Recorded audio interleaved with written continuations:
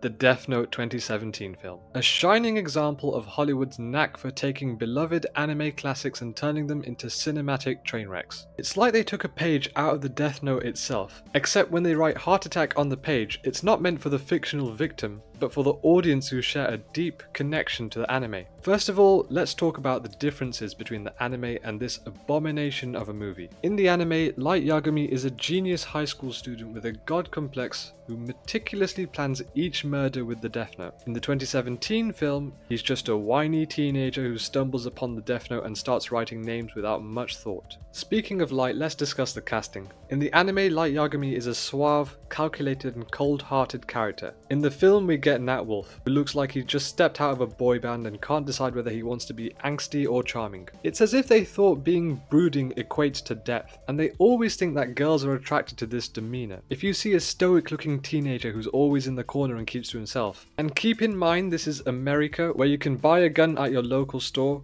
we know what happens next. If I'm being honest, I quite like this opening sequence. It was an interesting take and showcased director Adam Wingard's creative talent to a certain degree. And that's what's frustrating about this adaptation. It's made by a filmmaker who has a clear, distinct technique to his films, such as You're Next and The Guest. He is able to implement his visual style to Death Note, but because this is written by people who don't have the same creative talent that Wingard has, it was always destined to fail. But I repeat on my earlier statement, the opening scene was one of the better aspects of the film. We got to know a bit about the two main characters without any need of dialogue, but that's enough praise for the movie, and believe me, I wish I had only compliments to dish out for Death Note. How do you even go wrong for a story that's pretty much perfect? I wasn't a fan of how it ended or the last few episodes in the anime, but before that point, I would consider Death Note to be the most engaging story I've ever had the pleasure of watching. But as I was saying, hey, don't touch her! If he just said this calmly, this scene would be fine. But instead he chose the I'm going to win the Oscar option, and when he chose that option, I also wanted to punch him in the face. Light is a suave and composed character on the outside at the start of the anime. He very rarely breaks into the psychotic villain he later becomes. Here he just comes off as obnoxious. Now let's dive into some of the most baffling moments in this work of art. Remember that epic confrontation between Light and L in the anime? It's a battle of wits, a psychological chess match that keeps you on the edge of your seat. I expect nothing different in the film.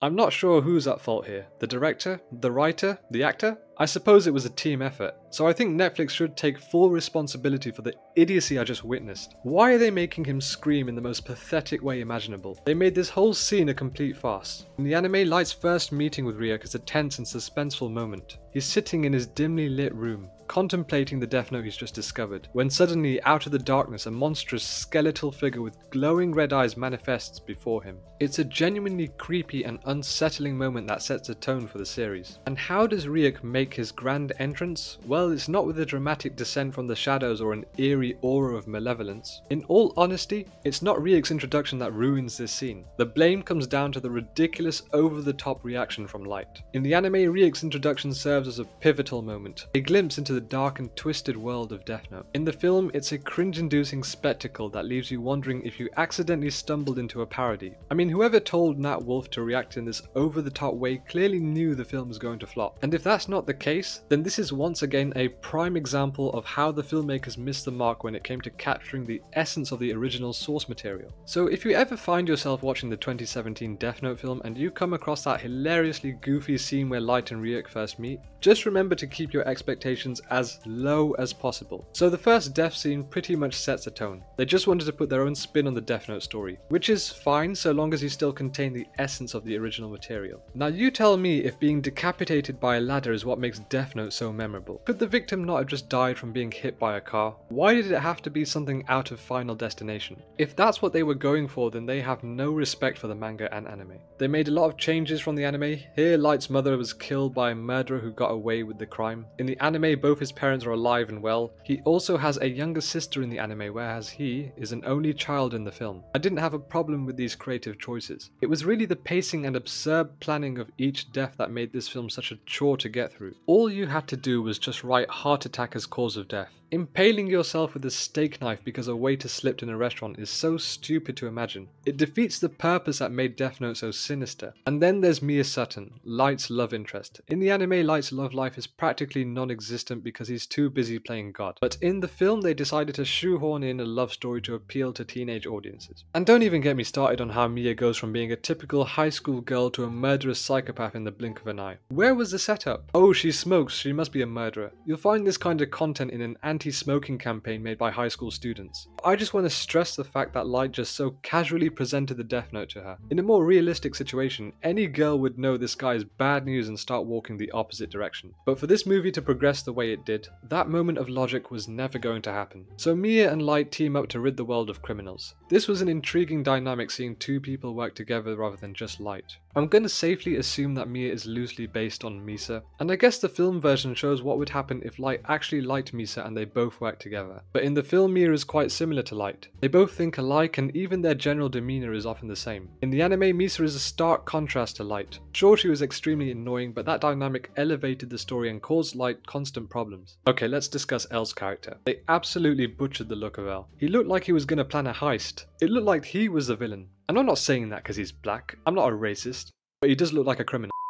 First of all, this is a very good actor. I can't think of a single performance of his that's been bad. And even though he wasn't bad here, the method he chose to play this character was certainly questionable. Questionable to the point where I realized he wasn't actually concerned about the movie. He was concerned about the audience. He knew this movie was doomed and only signed on to come in halfway through and tell us to get out. Get out! Get out! Get out!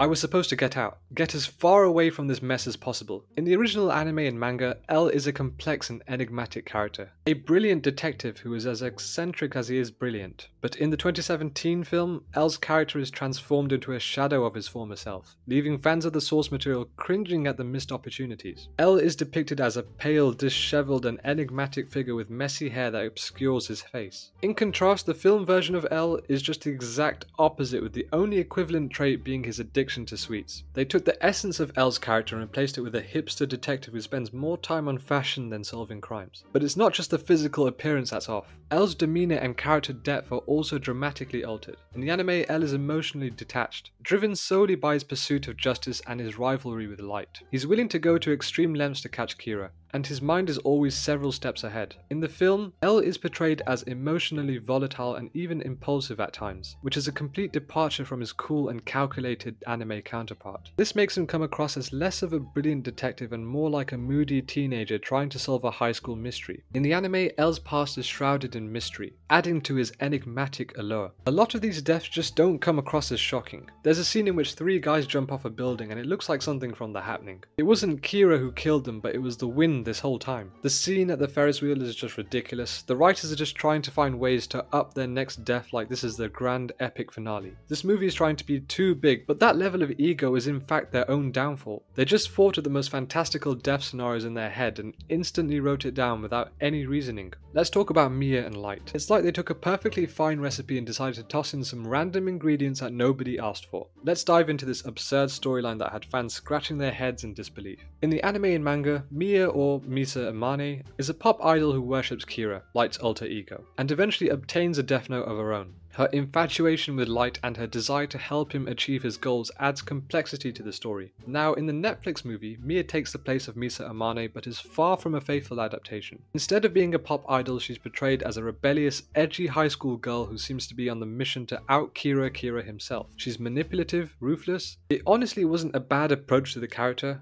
It was just poorly executed and made her a really stupid character. Instead of enhancing the story or adding depth to Light's character, Mia's presence feels forced and awkward. But the real absurdity comes when Mia gets her hands on the Death Note. In the original series, Misa is a devoted, if somewhat unhinged, Kira supporter who worships Light. In the Netflix movie, Mia becomes an absolute power-hungry maniac who starts killing indiscriminately, even attempting to use the Death Note for personal gain. It's like the filmmakers thought, hey, let's turn her into a stereotypical femme fatale villain who'll stop at nothing to achieve her own twisted goals. The result is a character who feels more like a caricature than a believable antagonist. The relationship between Mia and Light in the Netflix movie is equally nonsensical. In the anime and manga, Light and Misa's twisted love story is central to the plot and adds depth to their characters. But in the film, Light and Mia's romance feels forced and lacks any genuine emotional connection. It's as if the filmmakers thought a teenage love angle would make the story more relatable, but it only serves to dilute the tension and complexity of the original narrative. Oh, and let's not forget about Ryuk, the Shinigami. In the anime, he's he's a menacing and enigmatic figure who lurks in the shadows. In the film, he's played by Willem Dafoe, who is actually the saving grace of the movie. He did his utmost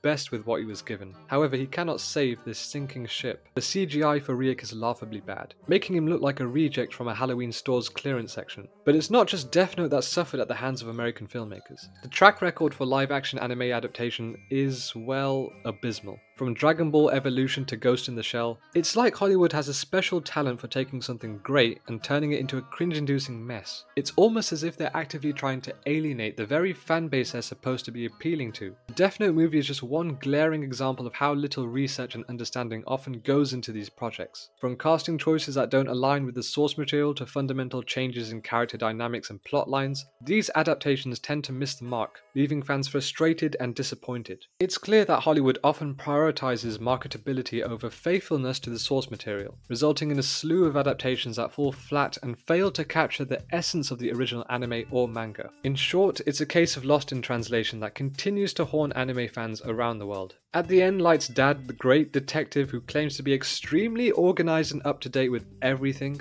finally realizes that his son was Kira this whole time because the first murder was his wife's killer. I mean, no wonder he's hated by his co-workers. It's like the biggest clue in the story. The ending is dumb. They clearly wanted to make sequels after this, there's no doubt. In conclusion, the Death Note 2017 film is a perfect example of how not to adapt an anime into a live-action movie. It's a laughable departure from the source material, filled with cheesy moments, cringeworthy dialogue, and a complete lack of understanding of what made the anime great. If you're a fan of Death Note, do yourself a favor and stick to the original series. And if you're Hollywood, maybe it's time to consider a different approach to adapting beloved anime classics. One that doesn't involve butchering them for a quick cash grab. And do you know something? With the success of the One Piece adaptation, maybe, just maybe, the light is starting to shine on this painful curse.